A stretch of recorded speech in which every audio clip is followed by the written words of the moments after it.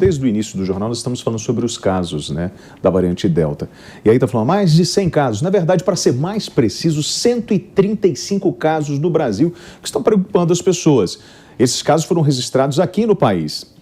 Qual é a boa notícia? É que algumas vacinas, como Pfizer e AstraZeneca, têm uma boa cobertura de proteção contra a nova variante.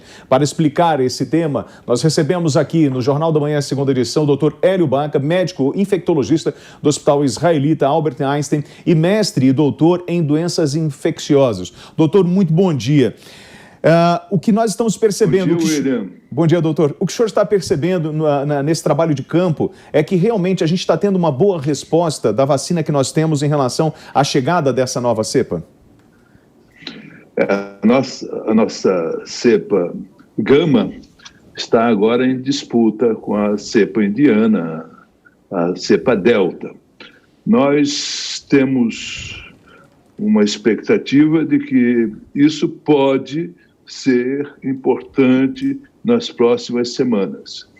A Europa, os Estados Unidos estão muito preocupados com essa cepa porque ela tem uma transmissibilidade muito maior.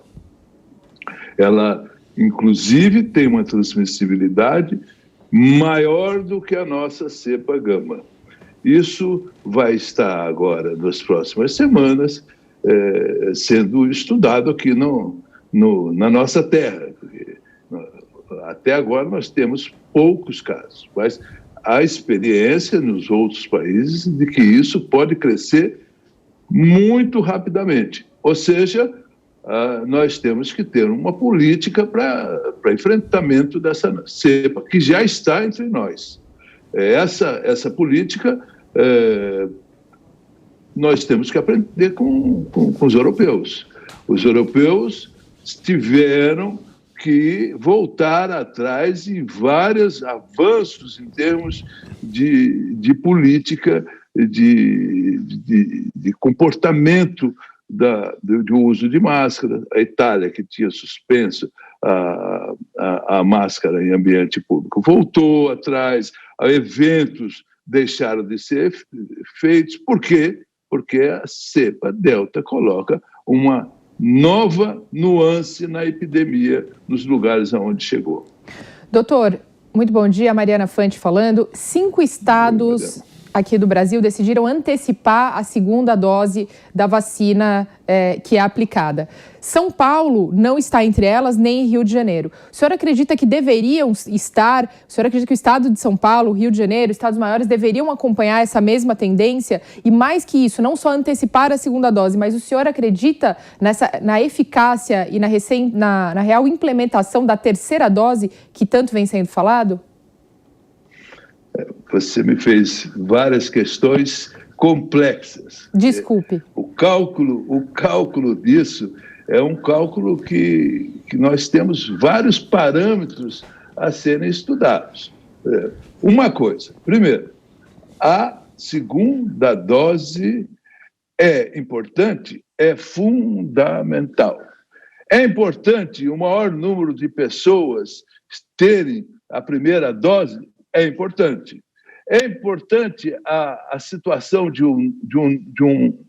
da Delta estar chegando no país, também é. Então, esse cálculo que nós tínhamos para o Brasil, que é mais importante nós termos primeira dose com maior número de pessoas do que poucas pessoas com a segunda dose. Isso numa condição de restrição de vacina. Porque o ideal seria termos a maior parte da população vacinada com as 2 doses. Nós temos uma diversidade de 10%, 15% de pessoas vacinadas com a primeira dose e 30% de pessoas vacinadas com as 2 doses. Isso varia muito conforme as regiões. Então, o espaço de 3 meses entre uma dose e outra nas vacinas que tem 3 meses, porque na Coronavac é claro que nós temos um espaço de tempo menor, porque a efetividade da segunda dose é que garante a imunidade. A primeira dose tem pouca eficiência. Doutor, sim. Eu estou aqui incomodado porque o senhor falou sobre essa disputa entre a Delta e a Gama, entre essas variantes, certo? E é no momento que nós estamos falando sobre as flexibilizações que estão acontecendo no Brasil inteiro e traz para a gente uma sensação que nós estávamos mais tranquilos em relação a justamente a pandemia. E agora, ouvindo o senhor, o que me chama um alerta é assim, na verdade, nós ainda estamos dentro dessa pandemia, não dá para relaxar, e as medidas sanitárias estão sendo afrouxadas. Pergunto eu ao senhor, o que nós tínhamos que fazer neste exato momento? Nós estamos com aquela falsa sensação de segurança em função da aplicação dessas vacinas? É isso? Sim, William. A grande questão é que nós estamos muito apressadinhos. As nossas autoridades, com uma situação de grande avanço na Europa, copiam numa situação inteiramente diferente. A nossa condição epidemiológica é muito diferente da Europa.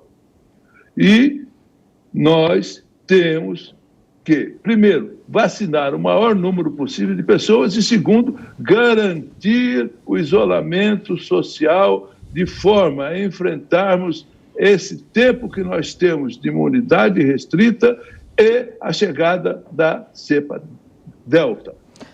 Doutor, como o William muito bem colocou, a gente já passou dos 100 casos aí, né, William? 135 já, e um novo termo surge, que é a transmissão coletiva. E isso coloca, como o senhor acabou de dizer, em muito mais risco agora, né? Como o William muito bem colocou, essa nossa falsa sensação de segurança. Mas eu gostaria de que o senhor explicasse para quem nos assiste de casa ou quem nos ouve o que é essa transmissão coletiva e qual é a principal preocupação nessa questão. A principal preocupação é que nós temos uma cobertura vacinal pequena. A primeira dose de todas as vacinas, inclusive da AstraZeneca e da Pfizer, em relação à cepa Delta, é muito pequena.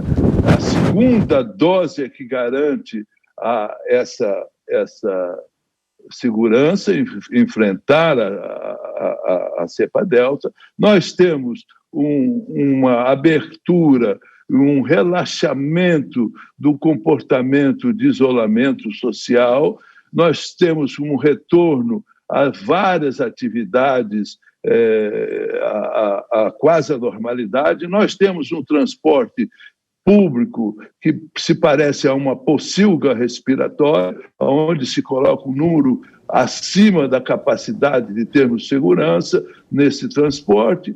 Ou seja, nós temos várias condições de risco de que a cepa Delta, que é essa variante nova que temos viral do SARS-CoV-2 no Brasil, possa cometer um estrago ainda importante. Nós tivemos já na última semana, o Imperial College fazia um cálculo, nós tínhamos chegado a uma taxa de transmissão de 8 ponto qualquer coisa e já passamos para 9. Nós temos, na última semana, já aumentamos a nossa transmissão coletiva. E com uma variante que é ainda mais, nós estamos mais vulneráveis em termos de transmissibilidade, isso nos coloca um alerta, um vermelho, que eu não vejo com uma campanha em relação a isso, de uma campanha de esclarecimento, mas é uma situação nova. Doutor, e que me assusta. Me ajude, por favor. E se eu errar na construção do meu raciocínio, o senhor, por favor, faça a intervenção.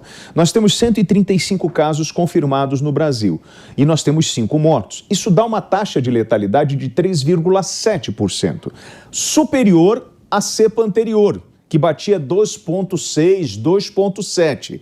Professor, o senhor fala que a Delta ela tem um poder de transmissão, de contaminação maior. E pelo que eu estou vendo, ela tem uma letalidade maior ao vírus que estava prevalecendo aqui nessa disputa. Isso é uma eventualidade que é possível, mas ainda não há estudos definitivos em relação à mortalidade, à gravidade da doença. O que nós temos já bem estabelecido é que a cepa Delta tem uma transmissibilidade muito maior. Agora, professor, tem a subnotificação. Nós temos 135 casos confirmados. Porém, o Brasil não testa como deveria, certo? Nós temos um número de casos muito maior e certamente a velocidade da transmissão é maior do que a nossa capacidade de identificação. Se nós temos a variante Delta entre nós, saiba que ela vai prosperar. Infectologista, muito obrigada pela sua participação e esclarecimentos aqui no Jornal da Manhã, segunda edição. Obrigado, doutor. Obrigado a vocês. Obrigado, ouvintes.